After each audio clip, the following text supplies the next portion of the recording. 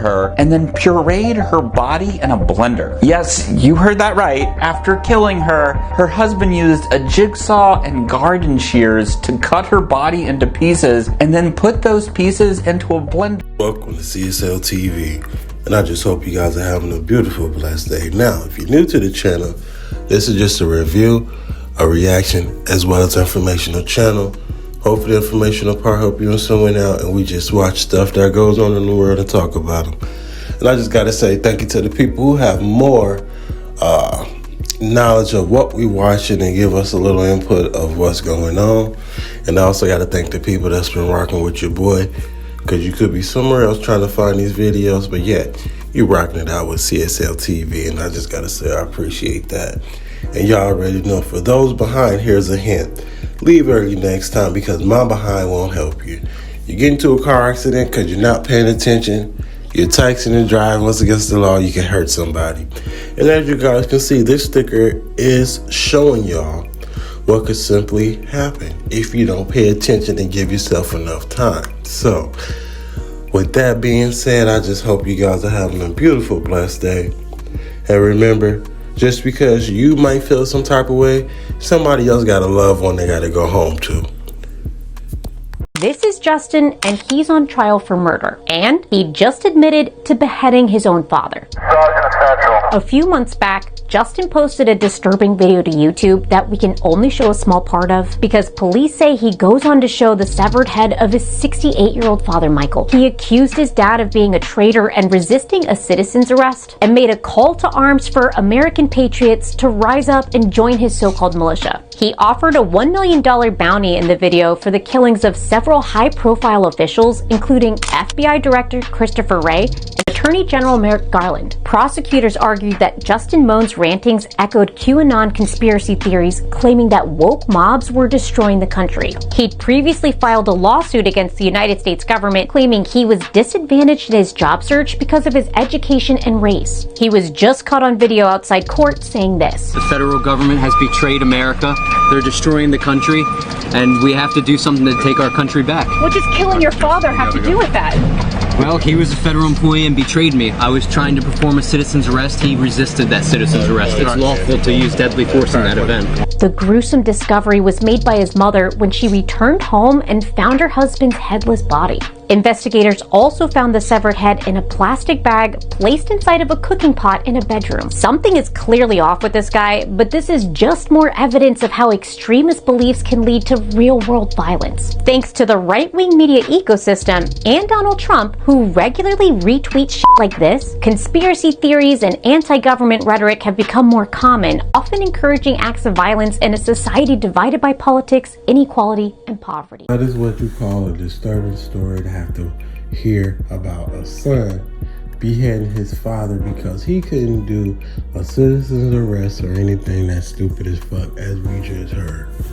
So I hope you guys out there are being okay with the people you surround yourself with, as well as watching out the ones you have to be with, because this is just one of the most disturbing stories I've heard in a long time, where your own flesh and blood, your seed, your kid fucking do some shit like this just because of some stupid stuff.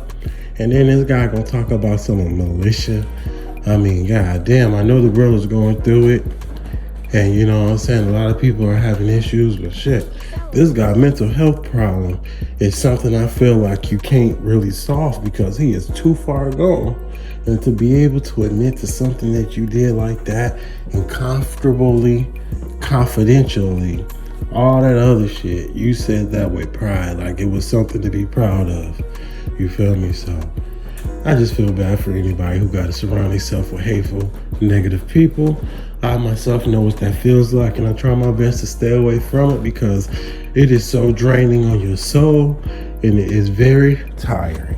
8-year-old Kristina Joksimovic was a finalist in the Miss Switzerland pageant and a catwalk coach who trained aspiring models. But her life came to a tragic end, and the details are incredibly disturbing. She was married to a 41-year-old entrepreneur, and from the outside, they appeared to be a perfect family. They lived in a luxurious home and had 2 young daughters, but behind closed doors, the story was much darker. A few months ago, Kristina was found dead in their home. Her husband had strangled her, dismembered her, and then pureed her body in a blender. Yes, you heard that right. After killing her, her husband used a jigsaw and garden shears to cut her body into pieces and then put those pieces into a blender and dissolve them in chemicals. He initially claimed that he acted in self-defense after Kristina attacked him with a knife, but medical experts found no evidence of this. They determined that she had died from strangulation. Despite his attempts to cover up his crimes, he was arrested shortly after the discovery of Kristina's body. The court has now revealed that he showed a high level of criminal energy and displayed cold-bloodedness and a complete lack of empathy. Here's the reality. Intimate partner violence is a global epidemic. According to the World Health Organization, about 1 in 3 women worldwide have experienced physical or sexual violence from an intimate partner in their lifetime. And some 60% of all female homicide victims lose their lives at the hands of an intimate partner. This all happened earlier this year, but just last week, the court rejected his appeal for release. Until we tackle the system of oppression that is the patriarchy, and we teach our young boys what it truly means to be a man, expect horrific violence like this to keep happening. Disturbing and quite crazy that this guy, said he loved her, all this, shared their timeline of life together, and has, I'm pretty sure, a lot of good memories. She seemed like she was happy, but they must have been going through something, because for the simple fact, this crazy weird guy, then there's something that is just very, crazy. I don't even know what negative words to use on this one. And I'm gonna let y'all come up with the words in the comments or in your thoughts. But what I will say is somebody out here who loved her would not be able to create more memories in their timeline. You know what I'm saying? Because they just, man, I just can't think of how this guy just chopped and killed somebody and then put her in a drink. You feel me? Like, what is going through your mind to do that? You know how much time that take and planning, and if you even thought of planning, I don't know. I think most of these sick people plan to do this, and that's why they're like, can go through it with whatever they go through. And this is just something that's just on a whole nother level of why did you do it? It's crazy. You killed somebody for whatever reason. They probably didn't want you because she know that she was sick, and then you do what you do, put her in a blender. Oh man, that's crazy. We didn't heard stuff about people killing neighbors' cats and eating cats to, all this other craziness that goes on in the world. And mental health is a real thing, and I think that should just be something that's free. It shouldn't matter your race, color, age. If you feel like you're going through something, you should be able to have resources and access to those type of people to get you help. So we don't have to worry about crazy shit like this going on in the world. This is somebody's daughter. You feel me? Like, the people who loved and cared about her can no longer create memories on that timeline. It's just, man. So if you're involved with somebody, try to get a better understanding of who this person is, because when things get rocky and shaky, what could be on your agenda is totally different from what's on their agenda. And another sad thing about this whole ordeal that most people will always put before themselves. Y'all had some beautiful kids that y'all was raising, having the whole world thinking everything was beautiful on the other side. And now they don't have a mother or a father. Because I'm pretty sure once they get older and mature, they're not going to have nothing to do with you.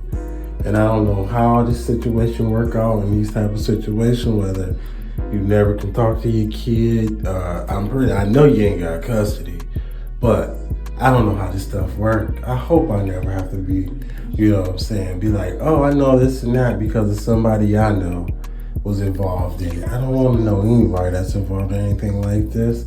no more than I want to be talking about this, because you know, like I said, loved ones are going to be at loss without hurt, you know. So again, y'all, if y'all going through something, go ahead and try y'all best to be positive. Try your best to find somebody, talk to somebody. And like I said, if you talk to a stranger of what you're dealing with, who are they gonna go tell the people of what you're dealing with that you might know?